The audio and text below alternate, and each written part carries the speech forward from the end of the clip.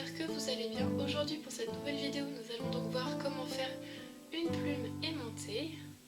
Voilà à quoi ressemble la plume, c'est donc l'élément qui est en doré. En dessous, c'est un faux Polaroid peint en aquarelle pour cette vidéo. Et comme vous pouvez le remarquer, le vernis est légèrement transparent pour laisser voir le doré en dessous.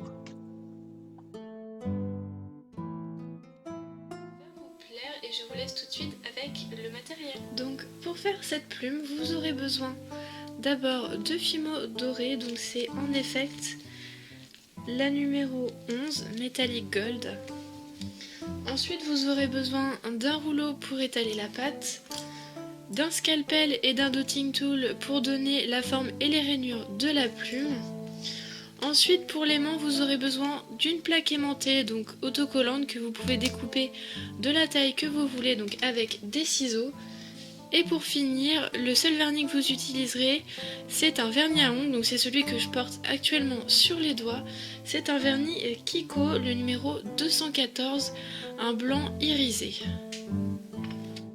Donc pour commencer, vous prenez une boule de pâte dorée que vous allez aplatir contre votre plan de travail. Après avoir tracé la forme souhaitée de votre plume, vous allez prendre votre scalpel ou cutter et découper la forme.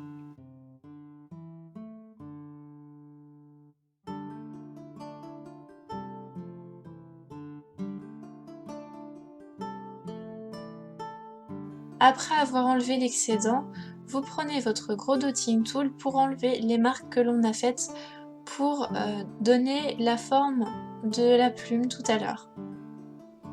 Vous finissez au doigt pour que ce soit encore plus lisse.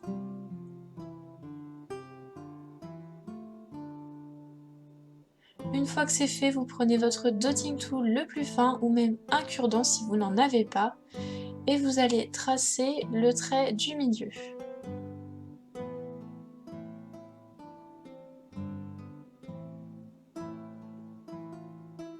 Là, vous allez commencer à tracer les nervures du côté de la feuille. Donc au début, allez-y tout doucement, quitte à faire des traits très espacés.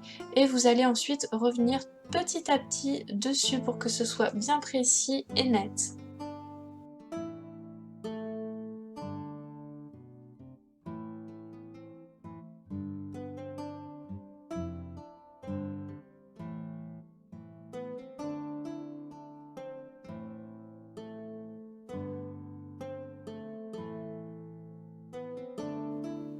Après, vous faites la même chose de l'autre côté.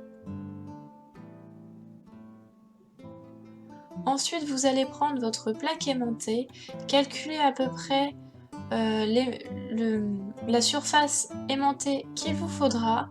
Donc là, il me restait un petit rectangle, donc je vais le découper.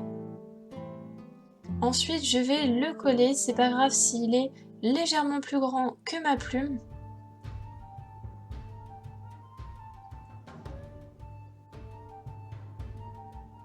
Ensuite, je retourne la plume et je découpe l'aimant qu'il reste en trop pour pas que ça fasse moche. Là, je vais prendre mon vernis Kiko, donc de préférence un vernis transparent et pas un vernis opaque, sinon le doré ne se verra plus. Donc je l'applique dans le sens des nervures pour que le motif soit imprégné du vernis.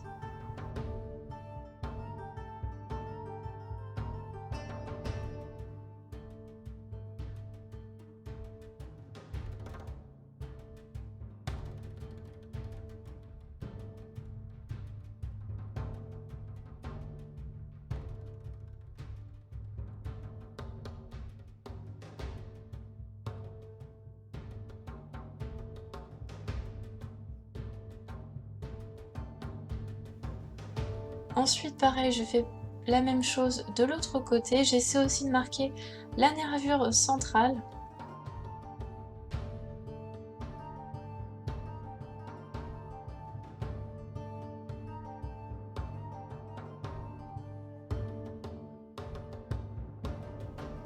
Faites bien attention à ne pas mettre les doigts dessus quand vous peignez avec votre vernis.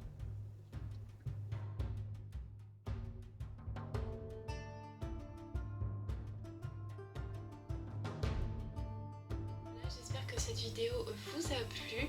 Voilà encore une fois le résultat.